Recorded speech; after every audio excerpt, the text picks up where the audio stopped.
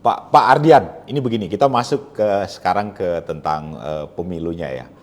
Pak Ardian, ada yang bilang begini, pilpresnya kubu PDI Perjuangan kalah, tapi kemudian hasil dari pemilu legislatifnya ini nggak mengecewakan amat karena mereka tetap jadi pemenang ya sejauh ini ya berdasarkan hasil quick count dan real count saat ini masih menunjukkan bahwa PDIP masih memimpin.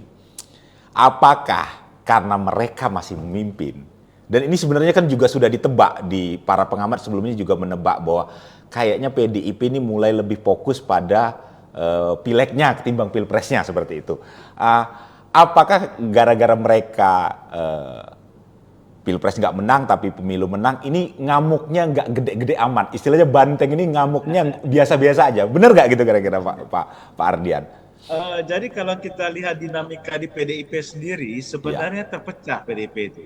Karena Mm-mm. kalau kita lihat dari ideologi partai, antara pendukungnya Ganjar ya yang dimotori oleh PDIP, kemudian Gerindra yang memotori dari ini sebenarnya hampir sama, yaitu mereka cenderung kepada ideologi nasionalis. Oke. Nah, di sini memang arsirannya itu kelihatan sekali, kelihatan bahwa banyak suara-suara yang berasal dari pendukungnya Ganjar itu lari ke Prabowo. Mm-mm. Kenapa saya bilang begitu?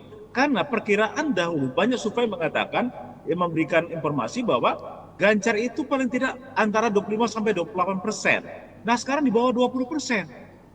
Nah angka ini itu kayaknya ini yang menambah angkanya Prabowo dibandingkan angka Anies. Anies ya yang memang sedikit tergerus. Oke, oke, Nah, oke. kalau begitu saya lihat bukan masalah konsentrasi mereka, tetapi adalah adanya suatu ideologi yang terbelah ya pada pendukung itu. Karena di belakang Prabowo itu ada Jokowi, Ya. itu satu. Kemudian yang kedua, orang-orang di PDIP itu sejak Jokowi naik itu kan banyak memegang beberapa jabatan, ya, Oke. baik jabatan langsung aparatur negara maupun jabatan-jabatan penunjang lainnya. Nah, ketika presidennya masih Jokowi, ya kan, mereka melakukan kampanye. Nah, ini kan hal yang sangat bertentangan sekali ketika mereka mempertahankan ideologi mereka dengan ideologi atasan mereka. Mm-mm. Nah, ini yang terjadi itu. Nah, ini kayaknya tergerus di situ. Ini mungkin salah satu penyebabnya kurang tegasnya atau kurang kerasnya PDIP dalam konteks ini Ibu Mega ya, ketika dia merespon eh, apa perilaku yang dilakukan oleh Jokowi yang tidak atau kurang mendukung PDIP. Nah, ketidaktegasannya itu sekarang menjadi bumerang bagi PDIP sendiri. Ya, Baik. tergerus dia. Nah, ini kayaknya seperti itu saya lihat. Sebab bagaimana? Kalau kita lihat dari PDIP-nya sendiri, partainya itu kan turunnya itu nggak seberapa. Cuma Ya. sekitar 2-3% saja.